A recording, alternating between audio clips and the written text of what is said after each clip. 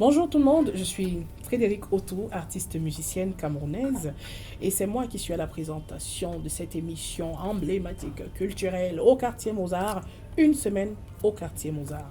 Le quartier Mozart se situe au carrefour Vombi et c'est un espace culturel qui en ce moment abrite l'exposition vernissage Fumban is Wakanda. Je vous invite d'ailleurs à venir faire un tour, vous n'allez pas du tout vous ennuyer. En attendant que vous fassiez votre tour, je voudrais vous parler de ce qui s'est passé cette semaine au quartier Mozart.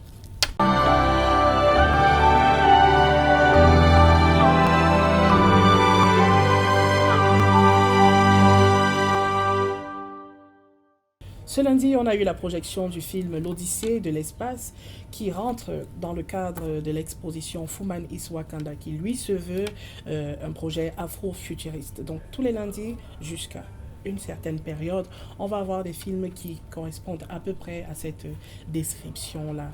Le futur, la technologie, l'afro-futurisme et tout le reste, ce qui a été le cas du film L'Odyssée de l'espace 2021.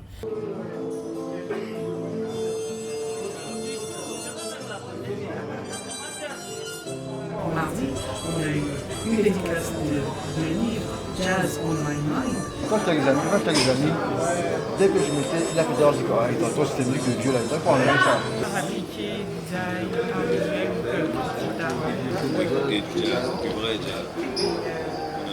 Jazz on My Mind, qui est un ouvrage de 300 pages quand même, avec son auteur Samuel Njakwa, qui est un photographe professionnel et qui a sorti donc ce livre-là, qui est à peu près quelques anecdotes de quelques acteurs du monde du jazz dans le monde. Et je vous invite d'ailleurs à aller découvrir ce livre-là qui est absolument magnifique et épais à peu près de ça, et qui est vraiment intéressant, enrichi de photos, de textes et d'anecdotes, comme je disais. Pourquoi je parle de la belle école? Parce qu'un jour, elle devait faire un concert, et avant d'entrer sur scène, j'avais demandé à la rencontrer, et donc elle m'a dit de venir dans sa loge. Et quand je suis arrivé dans sa loge, elle était tellement contente de me voir, parce que c'est une dame qui a été reçue à l'époque par Sékou Touré. C'était aussi une grande amie de Myriam Makeba. Et donc on a commencé à parler de l'Afrique, des Noirs, etc. Et puis, je lui ai demandé comment elle se sentait par rapport à toute cette injustice. Et cette dame allait monter sur scène. Elle s'est mise à pleurer. Et il y avait son manager qui était à côté, qui me demande qu'est-ce que tu as encore fait. Je lui dis mais j'ai rien fait. Et donc cette dame, elle a viré tout le monde. Elle a dit qu'elle peut rester qu'avec moi pendant un quart d'heure. Alors tout le monde attendait sur scène. Mercredi, au quartier Mozart, on avait sur la scène le trio emblématique, les Amis de Brassens, qui ne manque pas tous les mercredis. D'ailleurs, je vous invite à venir mercredi prochain pour vivre et toucher du doigt vous-même ce qui se passe avec le répertoire de Georges Brassens, avec ce trio-là. C'est juste magnifique, un moment de partage, un moment d'amusement, un moment de tout ce que vous pouvez imaginer, aussi bien sur scène que dans la salle avec les clients. C'est généralement interactif, hein? Je vous invite à venir vivre ça aussi. Tout le monde se précipite hors d'atteinte du Saint-Jean-Ruth, sauf une vieille décrépite et un jeune juge en bois brut. Voyant que tout se dérobe, le coin plume en accélérant son dantinement vers les robes de la vieille et du magistrat.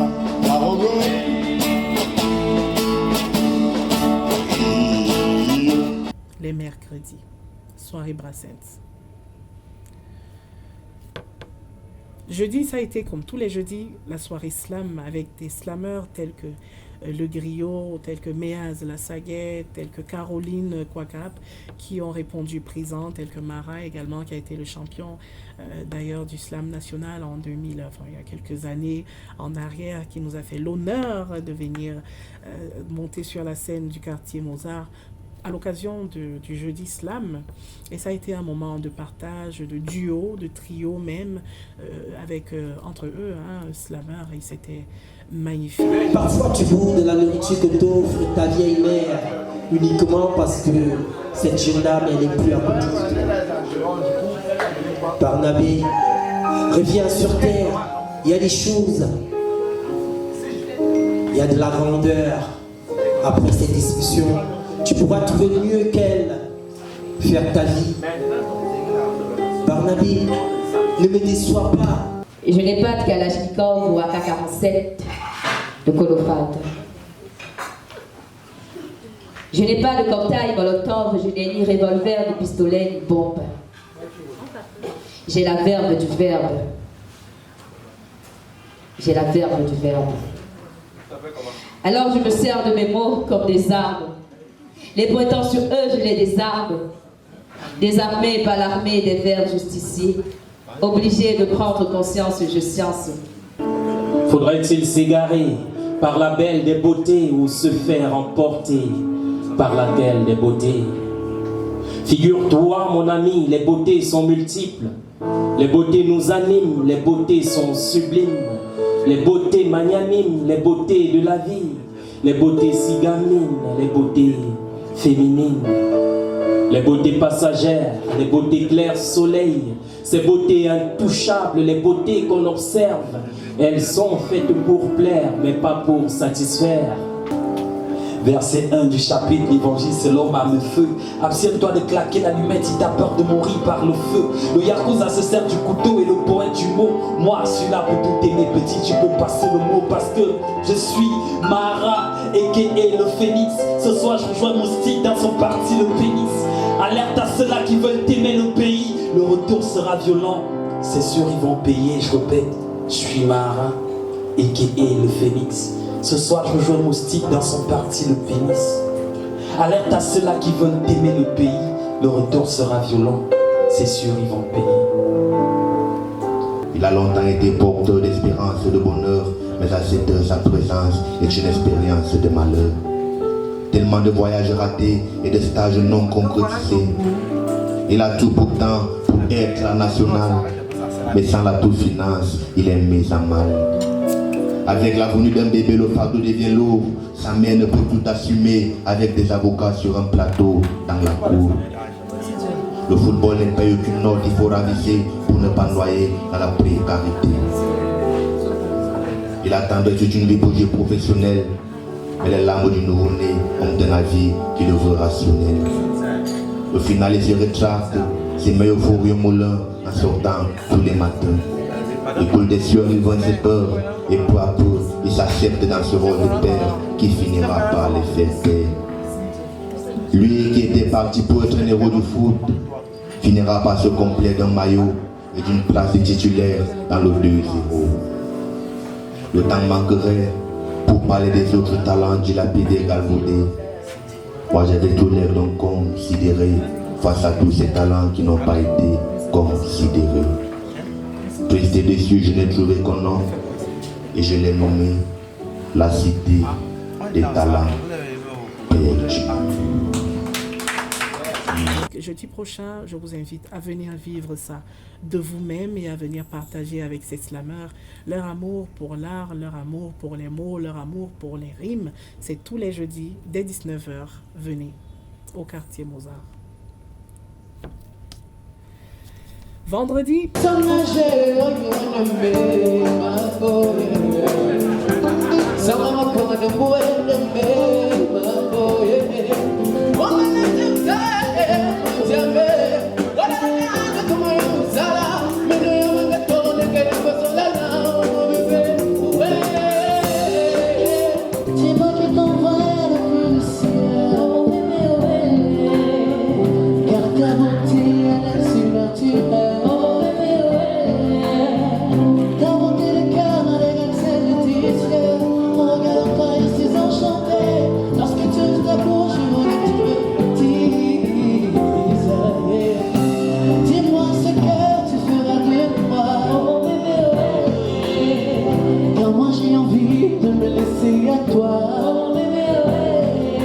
Et quant à samedi, on a eu le Fénazur qui a eu dès la journée, c'est-à-dire dès midi, leur journée portes ouvertes et en soirée, une soirée de gala qui a été couronné par la danse, le spectacle, les cracheurs de feu est juste magnifique.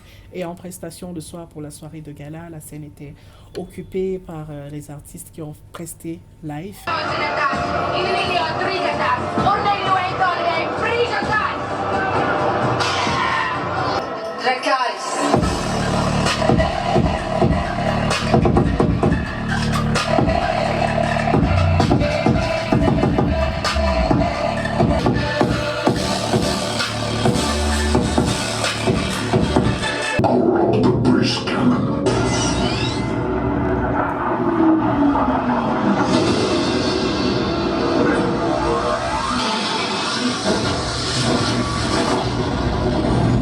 Et dimanche, j'ai une invitée, normalement, je ne sais pas si elle est déjà là. Pour que ce dimanche, nous puissions passer un moment magnifique.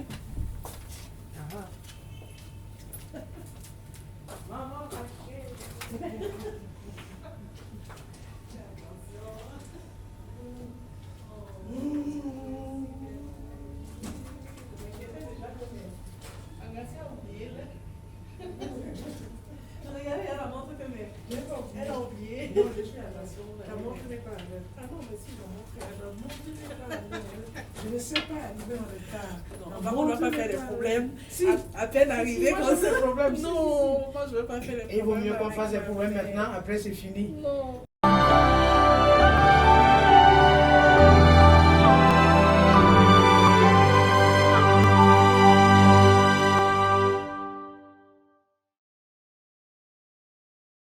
Bonjour tout le monde, je suis Frédéric Autou, artiste musicienne et nous sommes au quartier Mozart pour l'émission Une semaine au quartier Mozart. Et aujourd'hui j'accueille la maman Rachel Tchungi, ma chérie à moi. Bienvenue au quartier Mozart, maman Rachel Tchungi. C'est magnifique. Si, c'est magnifique. J'ai été impressionnée par quelque chose qui se trouve là-haut, là. L'avion. Il m'a expliqué ce que c'était, j'étais impressionnée. C'est magnifique. Bonjour. Bonjour. C'est ça le quartier Mozart. Il y a beaucoup d'objets magnifiques, il y a beaucoup d'objets qui regorgent d'histoire, qui regorgent d'émotions et de beaucoup de choses. Ça nous touche que tu aies remarqué que tu étais emporté par tout ceci. J'ai remarqué, mais pourquoi est-ce que tu te vantes de toi? Parce que je fais partie de la maison, de la famille, de la déco dorénavant, donc je me vante. Parfait. Comme tu fais partie de la déco de la maison, il y a une chose qui m'intéresse spécialement dans cette maison, c'est la lampe Aïda. Eh oui, tu ne sais pas ce que c'est. Tu vas demander à la personne qui l'a installée. Là, elle va t'expliquer ce que c'est que la lampe Aïda. D'accord, j'en fais une mission personnelle. Merci beaucoup. Donc, sans plus tarder, on va peut-être en savoir beaucoup plus sur toi, sur comment tout ça a commencé, pourquoi ça a commencé, dans quelles conditions est-ce que ça a commencé. Moi, je veux savoir parce que dans ma musique que je fais là, j'ai besoin de m'entourer et de me documenter sur beaucoup de choses et tu fais partie de ceux-là que j'admire, que je regarde parfois de près, parfois de loin. Tu sais que parfois quand tu es même à côté là, j'ai peur de te poser certaines questions, mais là, je peux doser comme je sens et remplir mon sacré parce que ça va me servir demain ou après-demain en tant qu'artiste, en tant que femme, en tant que ce que tu voudras. Donc, la France, tu y vas pour la musique, autre chose? Tell us more, please. Je n'y vais pas pour la musique, mais je faisais déjà de la musique parce que j'ai commencé à chanter à l'orchestre du lycée Leclerc. Okay. Après, on a amené notre orchestre à l'université. Ça ne s'appelait pas encore le YUM, Yaoundé University Music. Ce n'était pas ça encore, c'était juste l'orchestre de l'université. Et après, je suis allé en France, pas pour faire de la musique, pour continuer le cycle que j'avais commencé. Après la licence bilingue, donc, on a fait, nous étions 6, on est allé à l'ESIT, l'École supérieure des interprètes et traducteurs. Et quand j'ai fini, j'ai estimé que j'en avais assez, que ça suffisait.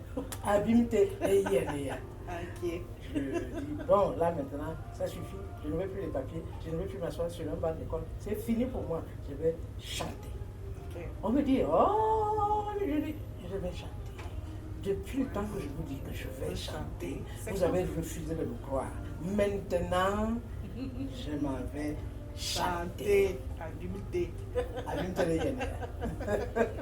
C'est comme ça que une après-midi, donc, je prends le comment ça s'appelle le bouquin là où il y a les numéros de téléphone encore. Le motin. L'annuaire. Je cherche. Je savais que Francis Bébé habitait à Paris. Je prends mon motin. Bébé Francis Bébé. Je vois l'adresse. Bon, aujourd'hui c'est aujourd'hui. Je prends mon métro, j'arrive au métro Glacière, je descends, je m'en vais à la rue du Champ de la Louette. C'est là qu'il habite. J'arrive, en bas, il y a les noms. Je sonne. On ouvre. J'arrive devant l'appartement. Je sonne. Et c'est lui qui vient ouvrir. Lui, je le connaissais. Les photos, mais lui ne me connaissait pas. Alors il me dit, je m'appelle Rachel Chungi. Il me dit, quel Chungi, le bon ou le mauvais? Alors je le regarde et dis, ah, ça doit être le mauvais. Et il dit, je suis la fille de Charles, entre, tu es chez toi. Aussi simple que ça. Il dit, je suis la fille de Charles. Et c'est là qu'il a commencé à me raconter une histoire que je connaissais déjà.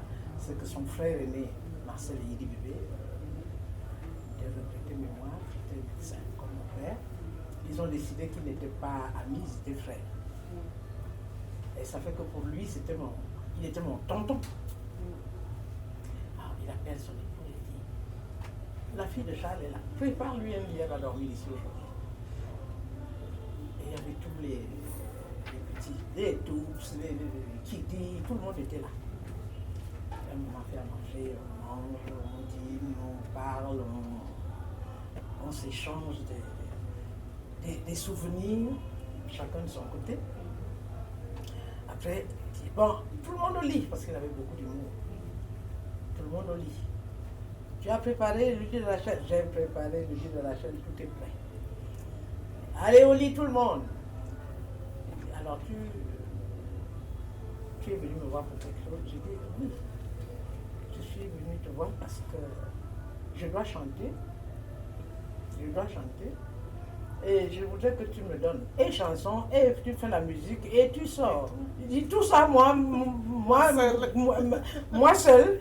J'ai dit, oui, parce que toi, tu sais faire ça. Je ne sais pas faire ça, et je ne sais pas où aller, à part ici. Il dit, bon, est-ce que tu sais au moins chanter? Je dis, ah, je ne sais pas si je sais chanter. Mais je sais que je vais chanter. Il dit, bon, on va prendre sa guitare. Et chante-moi quelque chose. Et c'est là que j'ai réfléchi. J'avais quelque chose, un truc en tête depuis longtemps.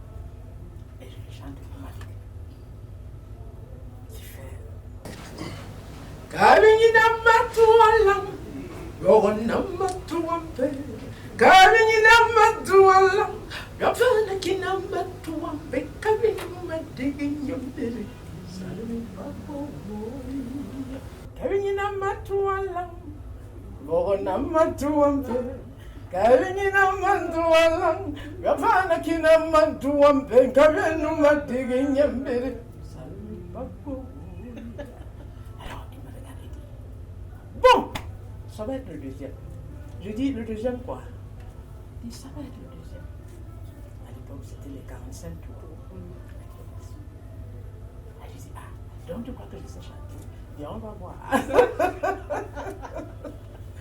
Et comme ça va être le deuxième, je vais chercher, on va trouver maintenant le premier. Alors il rentre dans son bureau, sa chambre, je ne sais pas, il ressort avec des classeurs. Pose les classeurs sur la guitare. Il s'assied avec sa guitare. Il ouvre son classeur.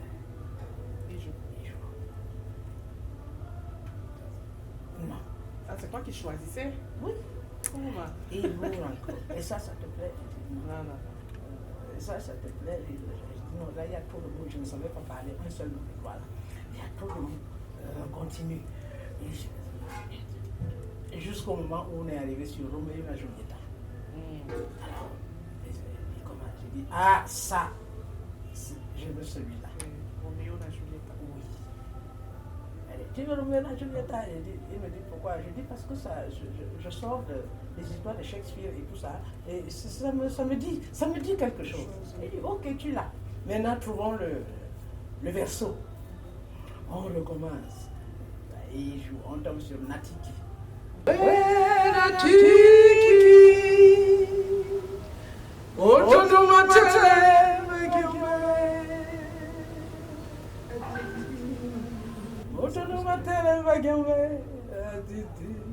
il n'y avait pas trop de mots. J'ai dit, voilà ce que je veux. Et c'est comme ça que ça a commencé. Waouh, j'ai presque envie de t'applaudir parce que c'est beaucoup de waouh, c'était intense, la rencontre, l'échange, l'adoption même, j'ai envie de dire, parce qu'il adopte tout de suite. Et waouh. Donc, mais il y a une phrase là, la folie, c'est un espace de liberté incroyable. Parce que je suis... c'est toi qui as dit ça. Quand j'étais plus jeune, je pensais que j'étais légèrement cinglée. Quand j'étais jeune. Mais avec l'âge, je me rends compte que je ne suis pas légèrement cinglée, je suis complètement zinzin. Il y a des moments où je suis complètement zinzin. Et ça me dit, quand je suis zinzin, quand je suis complètement cinglée, ça veut dire à la journée, à la coupe. Et c'est là que je me suis dit, mais c'est un moment de liberté incroyable. Donc je vais utiliser cette chose-là de façon éhontée. Comme ça, tout le monde dira, attends, laissez-la, elle est folle. Elle est folle. Laissez-la vraiment dans sa folie. Elle est folle. Tout à l'heure, tu as fait allusion au fait que Francis Bébé, c'était quelqu'un qui avait beaucoup d'humour. Est-ce que tu te rappelles d'un autre moment où il a... un autre moment qui te revient en tête comme ça, où il a fait preuve de beaucoup d'humour? On aimerait bien... Et moi, comme ça, là... Là, bien en savoir un peu plus. Ça me concerne directement. Alors, le jour, quand je reviens, un mois et demi après, il avait déjà fini de mettre toutes les musiques. Il avait déjà, c'est lui qui a fait tout le travail. Il a joué tous les instruments, tout. Alors, il me dit, aujourd'hui, il faut mettre la voix. Est-ce que tu connais le texte? Je dis, j'ai appris par cœur. On commence, Roméo et Juliette, on commence.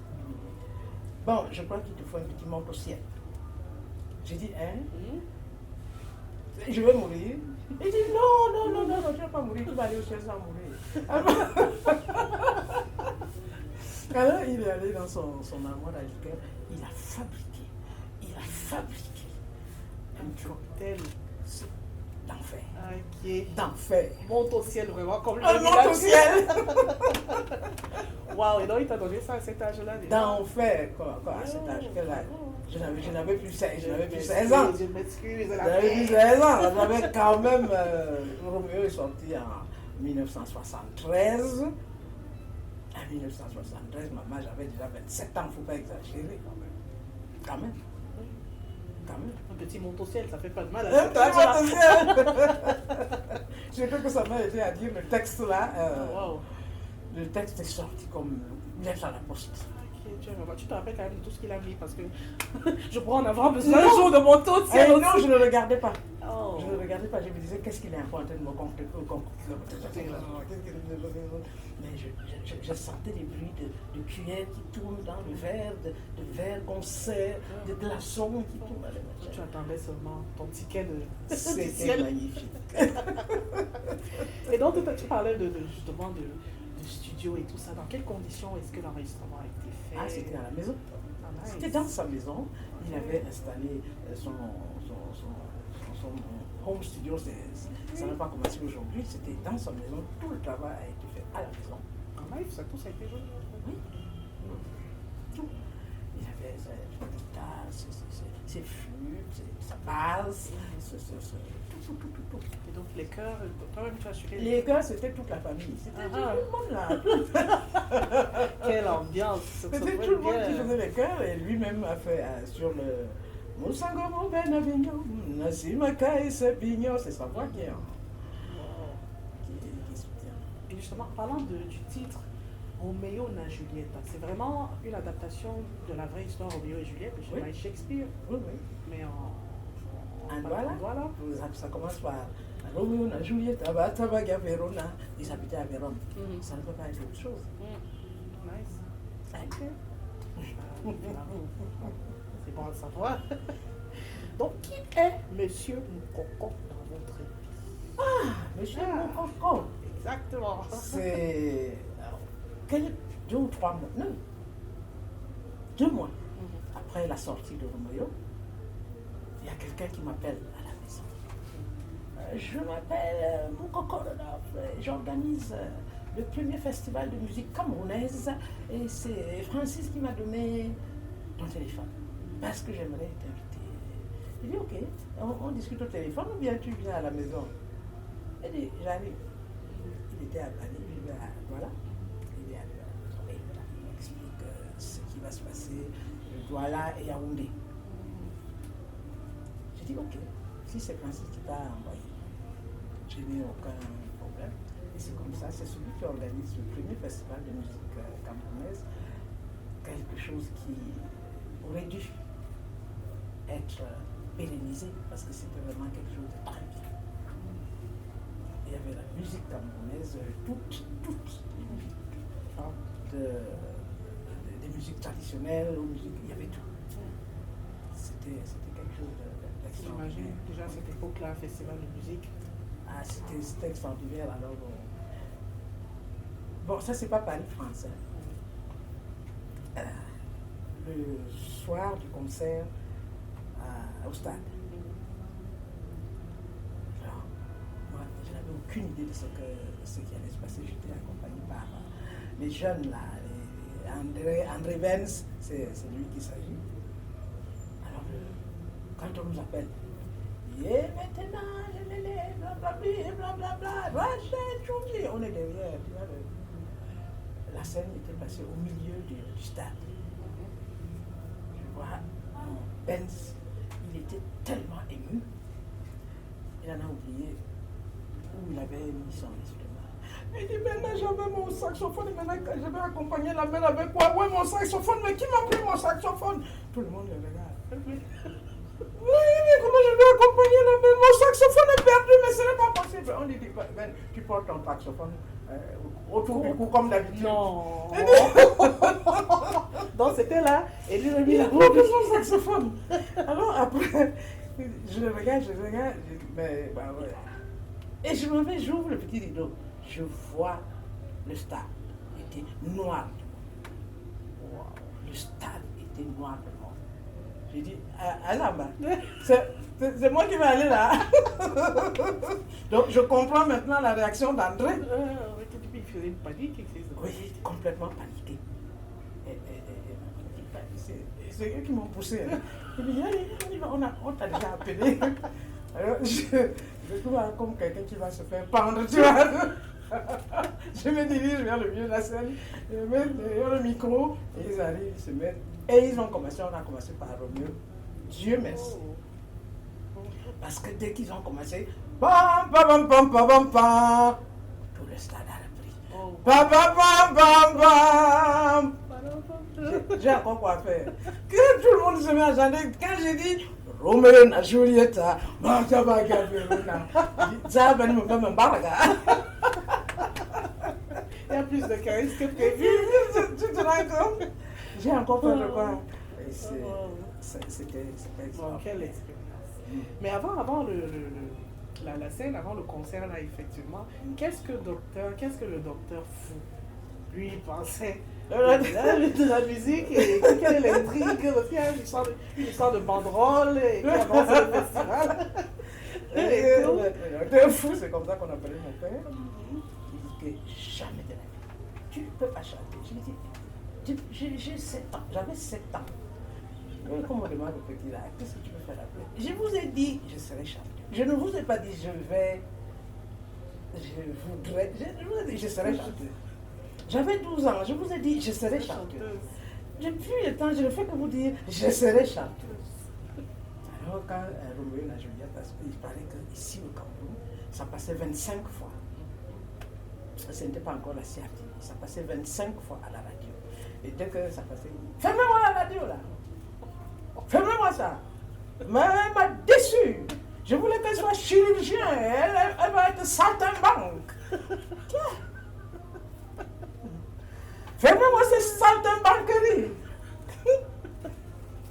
j'arrive pour le festival, c'était en décembre. Je suis à la maison, je vais le voir. Je suis arrivé, il me regarde d'abord.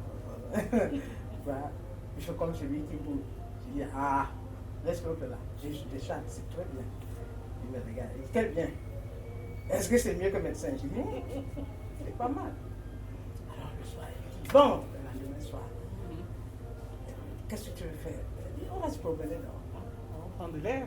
Ah, mais grâce à la voiture, il me regarde. Quelqu'un s'en va jusqu'à temps pour travailler, pour apprendre quelque chose, et il va faire des chansons.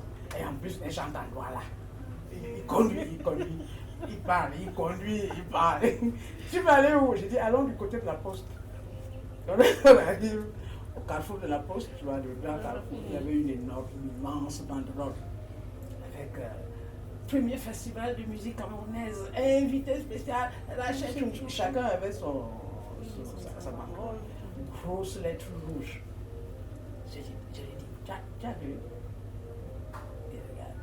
Il dit alors, j'ai dit, oh, quand même, et alors, qui a déjà mis ton nom comme ça, tout médecin? Tu as déjà vu ton nom comme ça? Au lieu de me dire merci que je mets ton nom en haut, sur une banderole, grâce à moi, ton nom est en haut.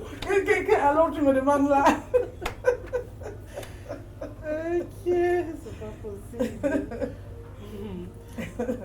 Mais avant de voyager pour la France, vous alliez déjà au cabaret, vous alliez déjà dans ça, j'ai vu King et Kemayo. King et Kemayo, je ne me rappelle plus comment ça s'appelait. C'était juste en face du cinéma de Capitole. Comment ça s'appelait encore ce cabaret-là? Ah, voilà. Je faisais le mieux. Évidemment, je faisais le mieux. Parce que là, j'étais en première, terminale. Et jusqu'au jour où, revenant de faire le mieux, il était assis à ma fenêtre. Le docteur fou. Le docteur fou. Toujours dans sa folie là.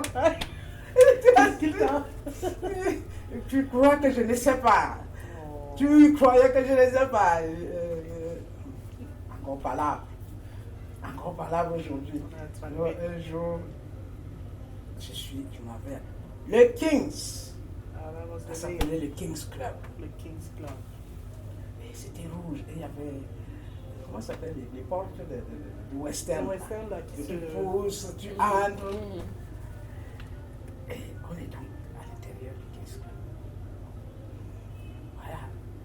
Le truc s'ouvre et ça reste ouvert. Exactement comme dans les westerns. Comme dans les Kuluks.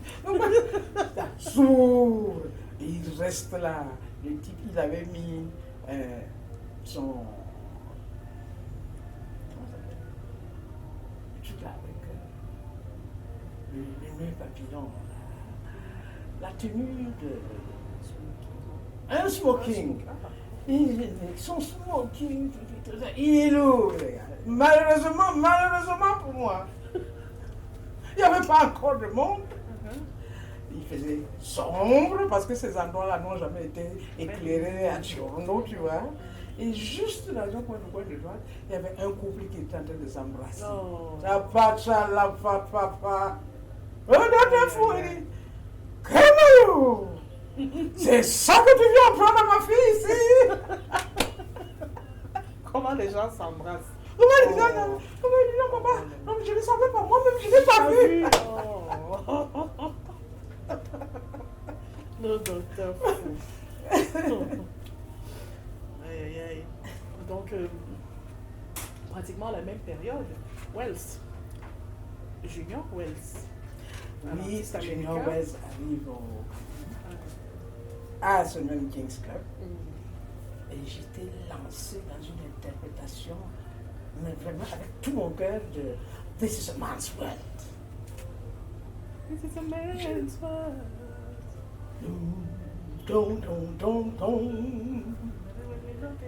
Nothing without a woman or a girl. J'aime bien. Man with a cold, take us over a road. Et là où je disais, Man with the train, to Calibre Hello. Je sais qui est Junior Wells. Après, quand je finis de chanter, avec sentiment, parce que j'ai chanté avec sentiment. Amour et concentration. Junior West, on me dit que c'est le cousin de James Brown. Il s'était entouré avec les cheveux défrisés.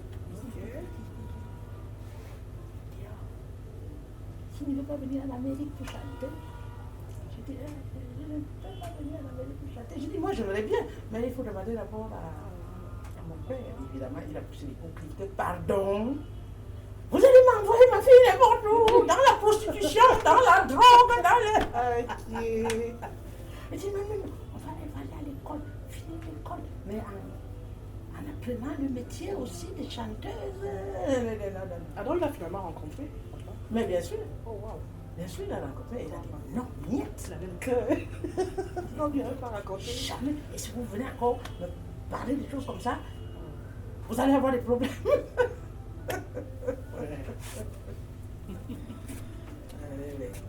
Il y a une expression, quand on a échangé, une expression que moi j'ai retenue, c'est abolguer.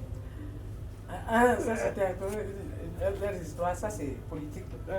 Alors avec Marcel Illioué, et avec Mira, Marie, avec... ils étaient nombreux. Ils ont décidé de sortir un journal. Ils se mettent ensemble, ils commencent à étudier le machin. Et ils sortent, premier exemplaire. Abolgué. Ça, c'est le nom de... Abolgué, le journal s'appelait Abolgué. Donc, tout ce qui se passait, que la colonisation, que le pays veut être indépendant, on réclame c'est une période l'indépendance. justement de... Oui. La période de... On réclame l'indépendance immédiate. Abolgué. Censure. Fini, plus de Abolgué. Premier numéro. Ils se disent qu'à cela ne tienne. Ils sortent un autre journal, le mois, Aboléa. Toujours dans le même esprit. Censuré. Ils ont dit, bon, que vraiment, on ne peut pas, il n'y a pas de suite. Ils ont laissé la fin du journal là. Ça c'est chaud, ça c'est compliqué. Et dans cette période, vous avez quel âge à peu près à cette période? C'était avant les années 60, c'était avant les indépendances. C'était avant les indépendances. C'était avant les années 56, 57, 58. C'est pour cela que Francis m'était à demander le bon ou le mauvais. Le bon ou le mauvais? Ça doit être le mauvais. Alors tu as la fille de Charles. Pour venir en France maintenant, est-ce que, parce que nous à notre époque, quand on finit un gombo, on va se partager le gombo de scène, c'est la Campero, au centre-ville avec d'autres musiciens et tout. Est-ce qu'en France, à cette époque-là, vous aviez des coins comme ça, des coins chauds, vous rencontriez? Oui, pas exactement à cette époque-là. Après, oui. Dans les années 75, après. Parce qu'avant, je ne sortais pas beaucoup, étant donné qu'il fallait quand même faire les... Il y avait un fameux truc à l'ISIC, là. Il y a les journaux, les journaux, le matin. Il fallait qu'on achète. Comme je faisais français, anglais, allemand, alors, tous les journaux français, les anglais, les allemands, revues de presse. Tu n'as pas le temps, tu ne peux pas. Mais après, quand j'ai commencé à chanter, que j'ai dit que l'école c'est fini, on a découvert des coins, il y avait des endroits, il y a des endroits pour les Sénégalais. Et c'était juste derrière la maison, on habitait la fameuse rue de Tombouctou, que beaucoup de Camerounais connaissent. Il y avait les Sénégalais qui étaient derrière, la Goutte d'Or, et puis plus loin du côté de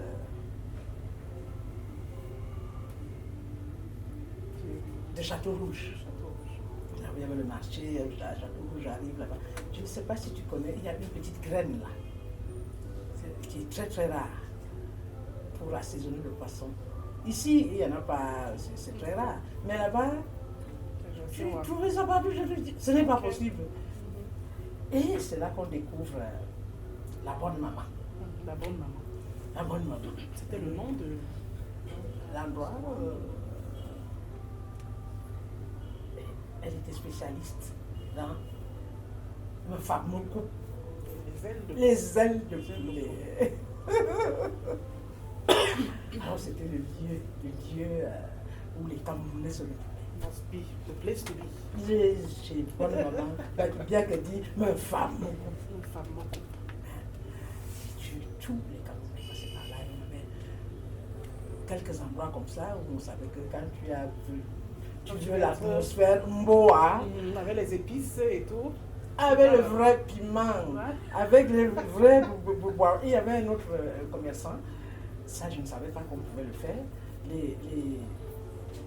Les femmes ici, celles qui font le bâton de manioc et les miondans, elles faisaient leur bâton de manioc. Elles attachaient le samedi soir, le samedi dans la journée. Et bien nous on achetait le manioc, le dimanche matin on allait, on achetait nos bâtons de manioc. Tranquillement, fraîchement. C'est ça en Kondongo. En Kondongo, c'est comme ça qu'on appelait dans ce quartier Château Rouge, plutôt Château Rouge, Marcadet Poissonnier, Saint-Plon, tout ce quartier-là, on a en Kondongo. C'est vraiment pour un code. Et il y avait le Kaiser aussi, le Kaiser. Ah, le Kaiser, ça c'était de l'autre côté, du côté de la gare de l'Est. C'était un peu plus classe. Mais là, c'était l'endroit où on trichait, tu vois. Il y avait des histoires de licence, ça, il fallait fermer à 1h du matin, parce que sinon tu es dans le machin, t'apparais. Et quand le Camerounais va tout 1h moins le quart, on va fermer, ça c'est pour les gens qui ne sont pas de la maison. On va fermer, tu vois, tout le monde est en train de se dépêcher de finir. Non? Et puis nous autres, allez, on ferme, il ferme la porte, on reste dedans. On reste dedans parce qu'il pouvait ouvrir à 4h du matin. Okay. Et ça, c'était encore un lieu où on se retrouvait très régulièrement. Donc on vous enfermait? On était enfermés dedans. Et vous dormiez ou bien vous? Mais non, on mangeait, on buvait, on causait. Veillez sans corps. Veillez sans corps. Ok. On amenait les amis. C'était magique. Wow. Ok. Je vais prendre l'essentiel et laisser l'autre pour ma propre expérience de vie. Et donc revenons un peu aux années, enfin après les années d'études, hésite. Donc vos camarades, vous êtes restés en contact, qu'est-ce qu'ils pensaient de votre choix de carrière professionnelle, de la musique? Est-ce que parfois ils venaient vous soutenir par exemple? Ah oui, quand on était à l'université, oui, mais après on s'est quittés, ils sont revenus. Moi, je suis resté en France. Quand ils ont fini, ils sont revenus. Ils sont revenus au Cameroun. Moi, je suis resté là. Vous êtes encore en contact aujourd'hui? J'en ai rencontré un seul, Michel Maï. Les autres, je ne sais pas du tout. Michel Maï. Et puis, j'ai eu des nouvelles de Toitieux, Jean-Christophe. C'est tout. Les autres, Robert Njiki, Delphine Maëlé, Ondobo, ma femme m'a dit que Ondobo était décédé. Janvier. On était 6, Donc c'était pas comme. Les effectifs sont pléthoriques maintenant. Et vous étiez. Quel genre d'élève? Parce que une artiste, même à l'école, il y a toujours quelque chose là. Tu es différent des autres. Toujours différents les artistes, ça a été mon cas. Hein. Moi à l'école, je passais mon temps à arriver pendant que le professeur fait cours. Moi je rêve, ou alors j'ai une inspiration d'histoire, de quoi je commence à écrire. Ou alors quand je suis seule pendant la récréation, je trouve un coin et je me parle à moi-même seule. Mais pas haute voix pour qu'on ne me traite pas de folle. Toi tu étais quel genre d'élève à l'ESIT? Où ça? À l'ESIT, à l'école supérieure de... Ah non, allez-y, aucun problème. Je savais qu'il fallait que je finisse vite. Fallait que je finisse vite l'affaire là, vite. Finis vite, je vais faire mes choses, c'est-à-dire chanter mes choses.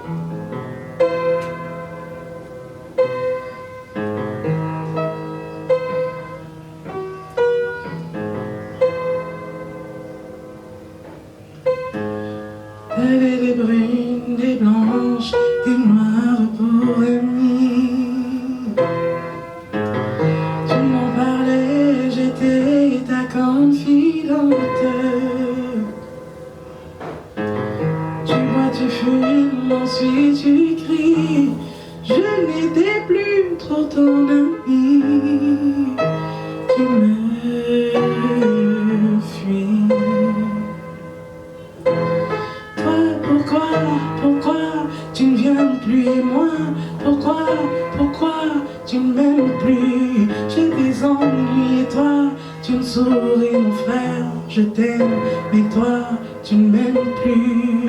Pourquoi tu ne viens plus et moi?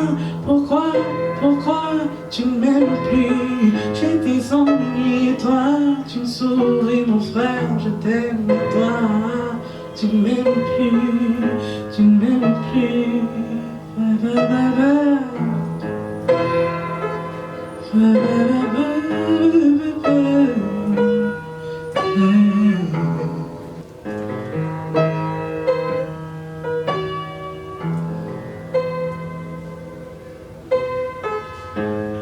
Y'avait des brunes, des blanches, des noires pour amis. Tu m'en parlais, j'étais ta confidente. Et puis, tu bois, tu fumes, ensuite tu cries. Je n'étais plus trop ton ami. Tu me fuis. Toi, pourquoi tu ne viens plus et moi? Pourquoi tu ne m'aimes plus? J'ai des ennuis et toi, tu me souris mon frère, je t'aime, mais toi, tu ne m'aimes plus. Pourquoi tu ne viens plus et moi? Pourquoi tu ne m'aimes plus? J'ai des ennuis et toi, tu me souris mon frère, je t'aime, mais toi, tu ne m'aimes plus, tu ne m'aimes plus.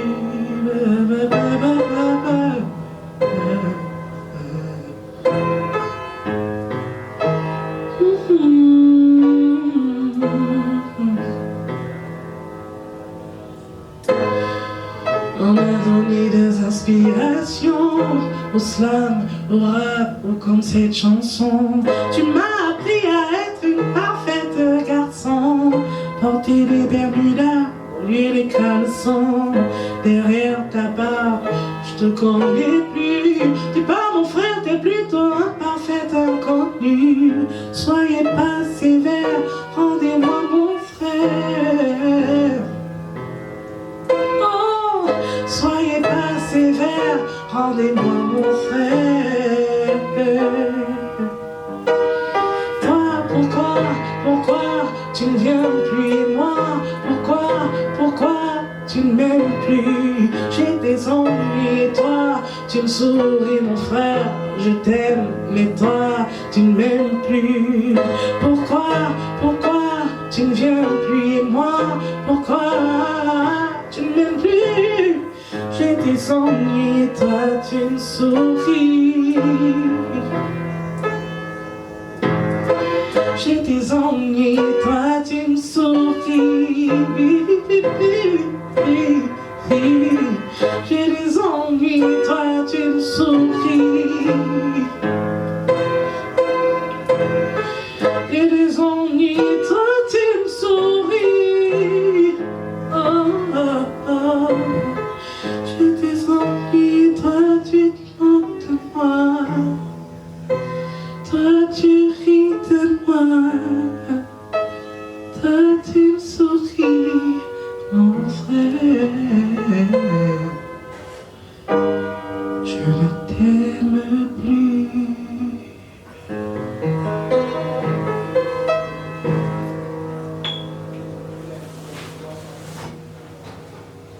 C'était le titre Mon frère de l'artiste Frédéric Otto, donc moi. Et maintenant, je vous introduis Pauline Ongono pour la revue littéraire.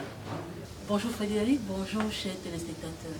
Je suis Pauline Ongono, je suis documentaliste, amoureuse des livres et communicatrice littéraire. Alors j'ai l'honneur de vous présenter pour cette émission la chronique littéraire qui aura bien sûr trait au Paris Black, comme on a décidé de l'appeler aujourd'hui. Alors c'est quoi le Paris Black? Il s'agira de parler de comment s'est tenue l'écriture, la littérature dans les années 60-70, surtout pour les écrivains qui étaient en France en ce moment-là. Alors, comme vous le savez, les années 60 ont marqué l'espoir, la joie pour les nations colonisées. C'est tout le monde qui se disait qu'ils allaient être désormais libres de ses actes, libres dans ses tâches. Et l'écriture n'a pas été en reste. De Chinua Achebe, de Cheikh Anta Diop, de Alain Mabankou et même les plus jeunes après, la littérature a connu un véritable essor à ce moment-là. Alors, pour pouvoir étayer cet aspect, nous allons nous appesantir sur 2 œuvres. Les Soleils des indépendances de Amadou Kourouma et le fils d'Agatha Moudio du Camerounais Francis Bébé.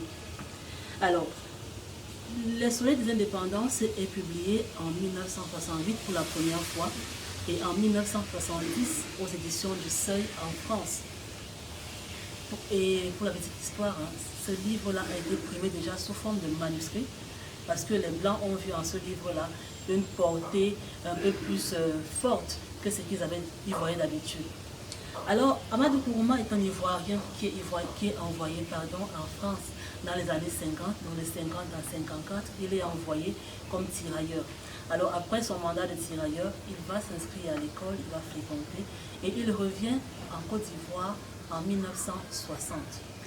En 1968, il décide d'écrire parce que, d'après lui, l'espoir qu'il avait quand il revenait de Côte d'Ivoire, lors des indépendances, ce n'était pas en fait ce qu'il vivait en Côte d'Ivoire.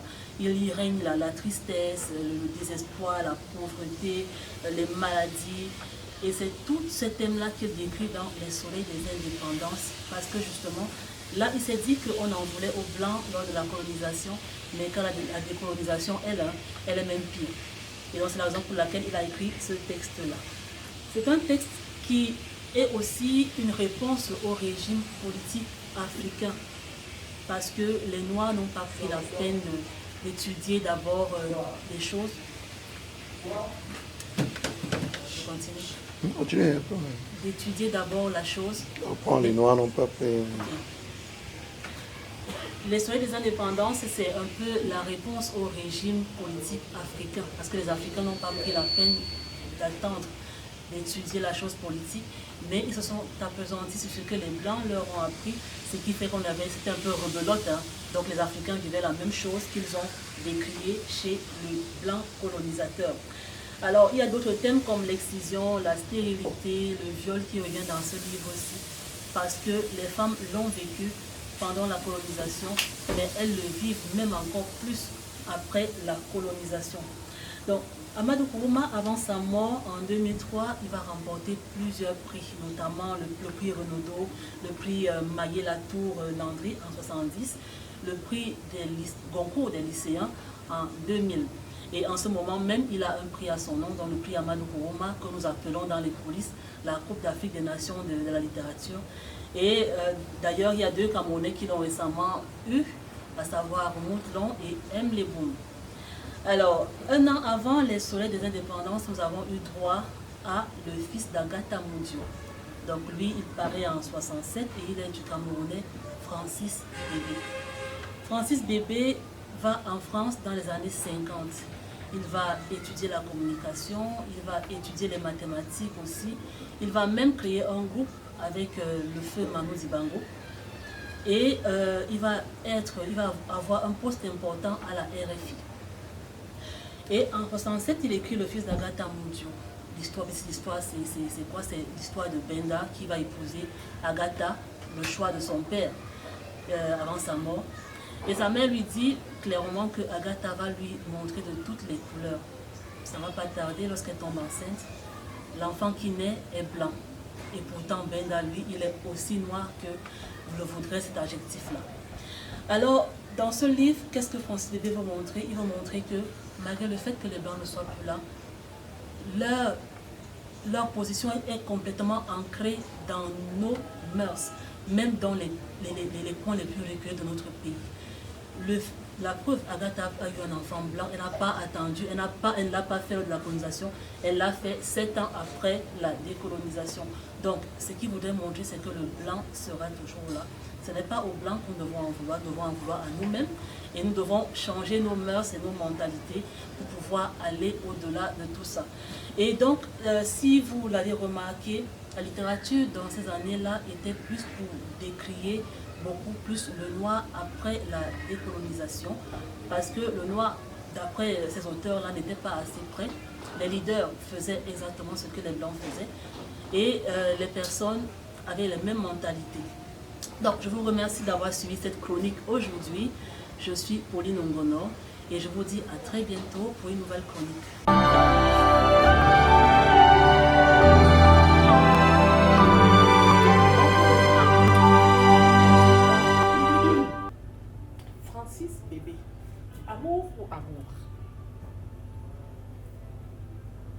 père-fille. Ok. Il n'y a jamais eu de... Il y a des gens qui ont dit ça, des abrutis. Alors quand je me retrouve en scène, j'entends « Oh, elle a fait un enfant avec Francis Bébé. C'est l'enfant, elle a fait un enfant avec Francis Bébé. » Même les gens qui me connaissaient, ils ont cru. « Elle a fait un enfant avec Francis Bébé. » Quand même. J'étais enragé, complètement enragé. C'était faux? C'est complètement faux. Même pas... je ne sais pas. Je dis bien père-fille. Je ne sais pas, c'est inconcevable. Ça a été un choc. Ça a été... j'étais très en colère, surtout vis-à-vis des gens qui me connaissaient. Ce n'est pas vraiment ma tasse de thé, ce genre de... Je ne dirai pas le mot parce que les gens vont attendre. Mais il y avait un bébé quand même. Qui était du coup, qui était du... Mais élu. Je commence à dire maintenant. Non, mais ça va pas, là. Non, ça va là-bas. Bon, je vais mener mes enquêtes, je ne peux pas laisser ça. Voilà, vas-y. Non, mais Francis Bébé, c'était quel genre de personne? Est-ce que tu as une histoire pour nous? Parce que moi, comme ça, là, j'aurais aimé le connaître aussi. Ah oui. Beaucoup de patience, beaucoup de professionnalisme, beaucoup de... Comment dire? C'était quelqu'un de très riche humainement. Très, très riche humainement. Et je ne sais pas quoi dire. Est-ce qu'il y a des portes qui vous ont ouvert? Est-ce qu'il y a des scènes où il vous a amené? Est-ce qu'il y a des portes qui vous a... Non, attends, je te raconte une petite histoire. Ça se passait à l'OR... c'était l'ORTF, c'est ça? L'ORTF. Alors, j'avais une émission avec Toukas. Une émission sur le truc avec Toukas. Et Amobé était encore tout jeune. Et je devais faire l'émission avec Toukas. Et je finis donc mon émission avec Toukas. On devait faire la conclusion. Et il faut que j'aille aux toilettes. Je sors, on m'indique les toilettes. Et quand je sors des toilettes, je tombe sur qui? Sur Hervé Bourges. Et je connaissais Hervé Bourges parce que quand j'étais à l'université, c'est lui qui était le directeur de l'ECJ, l'École supérieure de journalisme du Cameroun. Quand j'arrive là-bas, il est directeur, c'était encore quelle chaîne? Une des chaînes. Je crois que c'était TF1. Alors, je tombe sur lui dans les couloirs. Rachel, qu'est-ce que tu fais ici? Il dit, j'avais une émission avec Lucas qui est presque finie. Il dit, mais il y a Francis Bébé qui est en train de faire une émission sur France Culture. Viens, je t'amène. Oh, excusez-moi, Annie.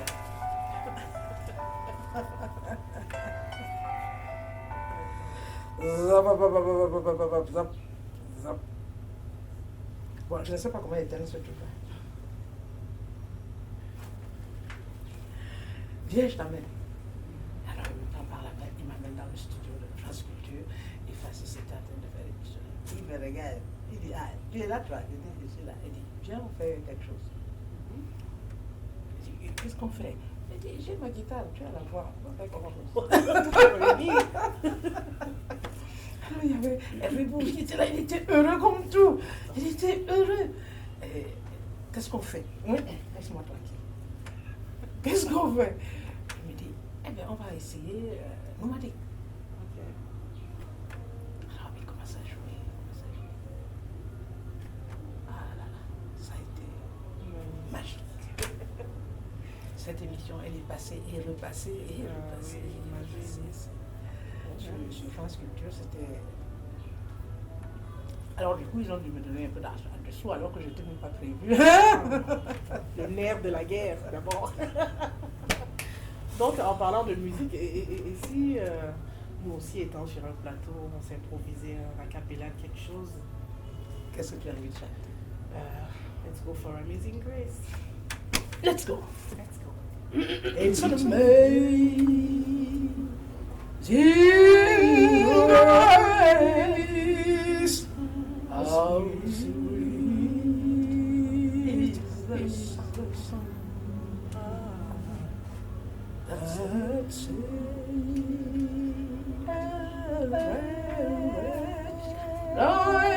like me.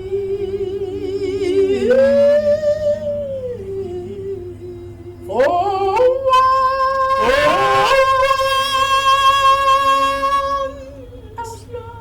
was lost, but now I'm found.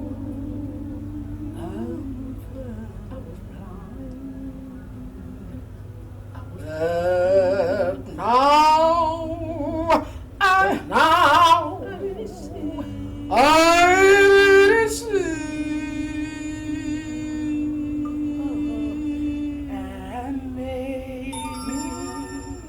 amazing grace, how sweet the sound is that saved the wretch like me.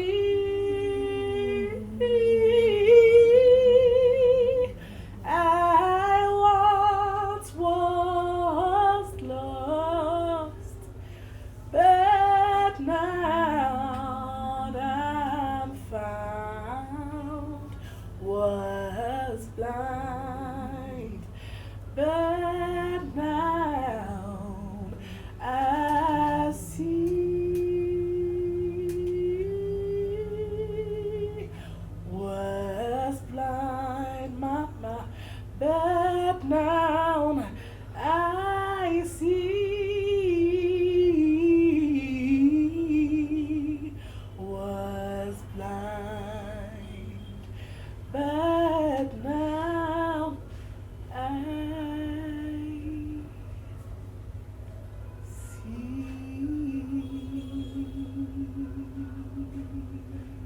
Oh, merci Sandrine.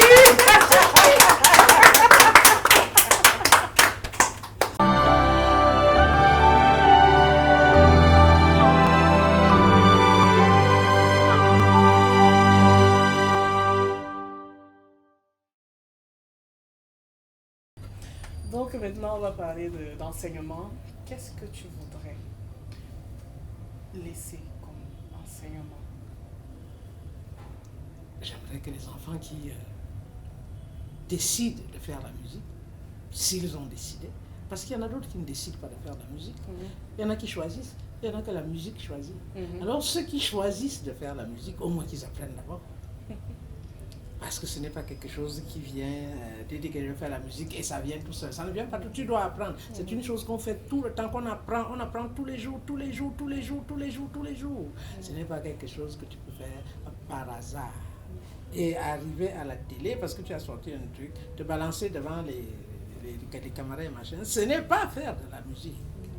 Star, ce n'est pas un métier. Chanteur, c'est un métier. Et ça s'apprend.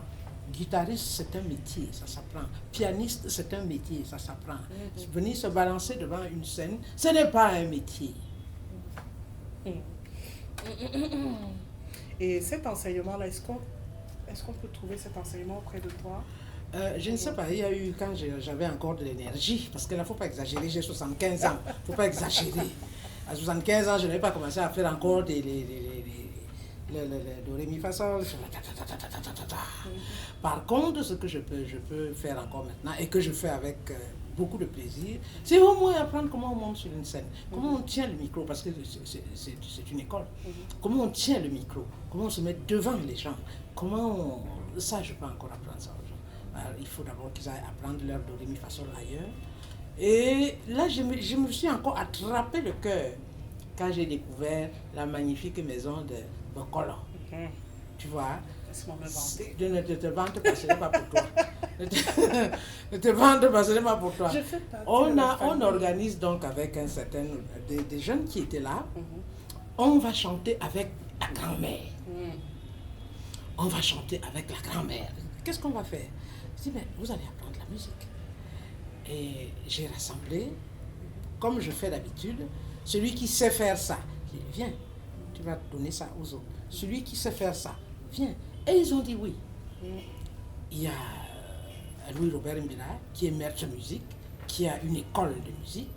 Et je vais donc commencer à leur apprendre le solfège. Et on a commencé ça ici. On a commencé ici, c'était les mardis, si je me rappelle bien. On se retrouvait les mardis pour commencer à apprendre. Ils commençaient à leur apprendre, voici une portée, voici comment on met, ça c'est le do, ré, mi, fa, sol, là, ici. Hein? Ils ont commencé. Et après, ceux qui sont arrivés en premier, c'était... Ah, j'ai un spectacle, vite, il faut... Faut me mettre à niveau. Pardon? Il faut me mettre à niveau. Parce que tu crois que c'est comme ça? C'est comme le piment, que dès que tu manges le piment, ça pique.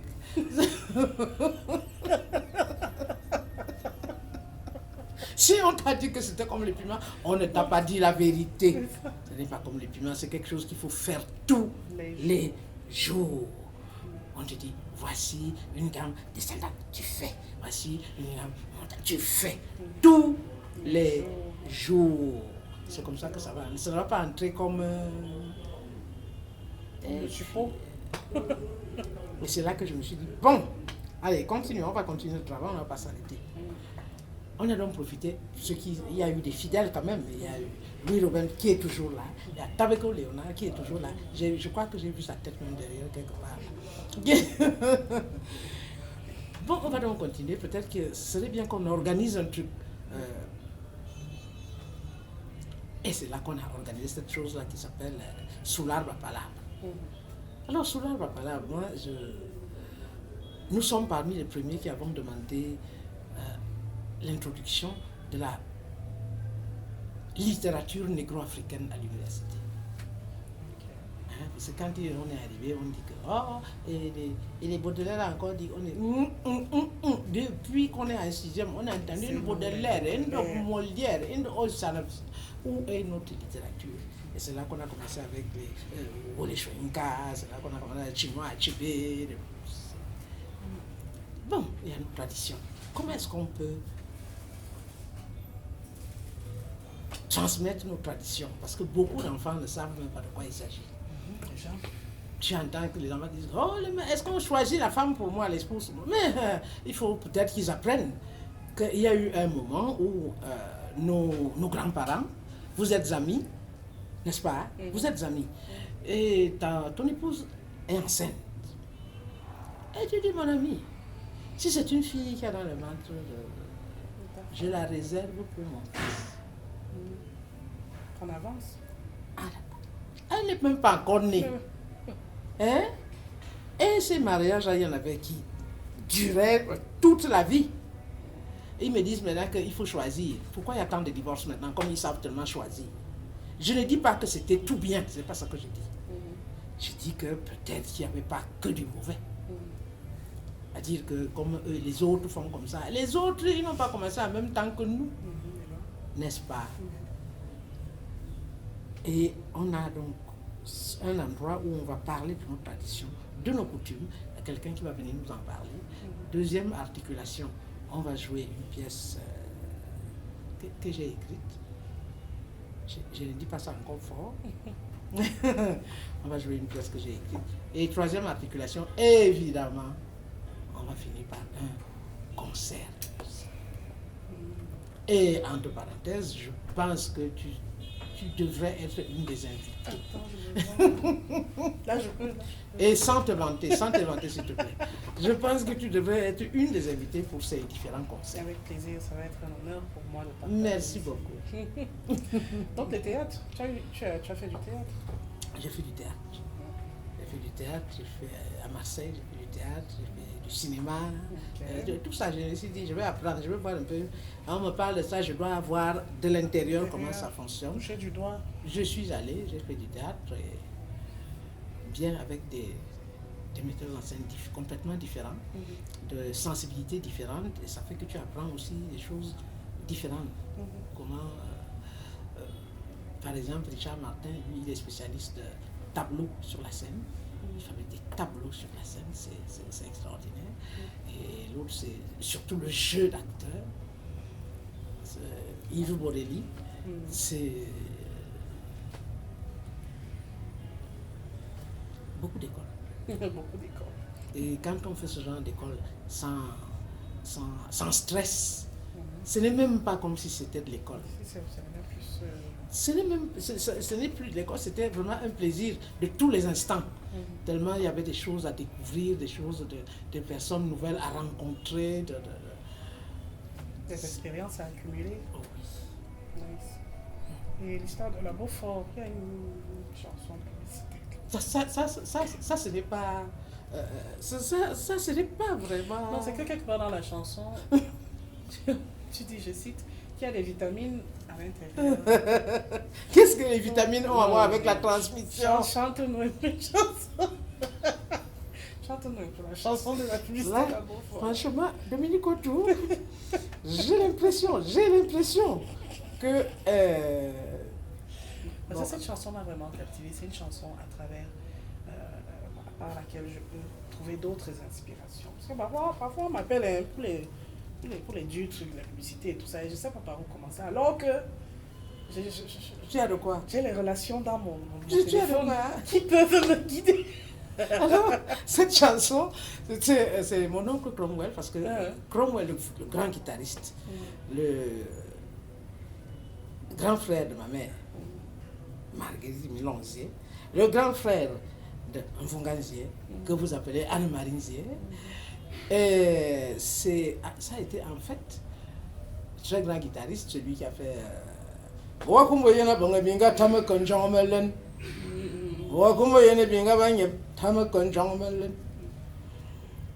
et c'était le premier agent publicitaire du Cameroun.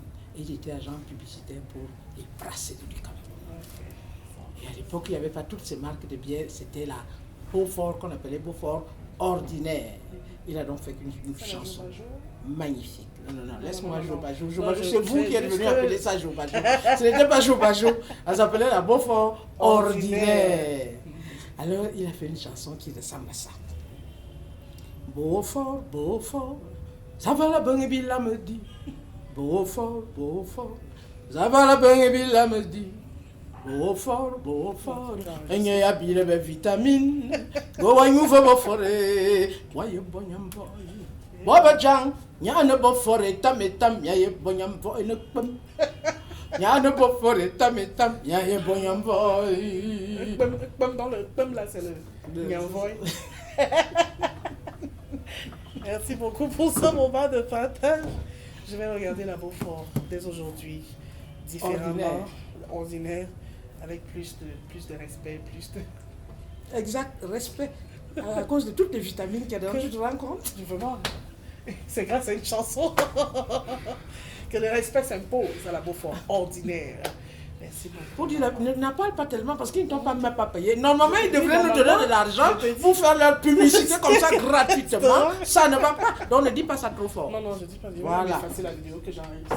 Voilà, c'est fini. C'est terminé là. Et sachez quand même que Beaufort. Ça va la bonne ville à me dire. Beaufort. Ça va la bonne ville à me dire. Beaufort. Il y a bien des vitamines. Go à nous Beaufort et tam,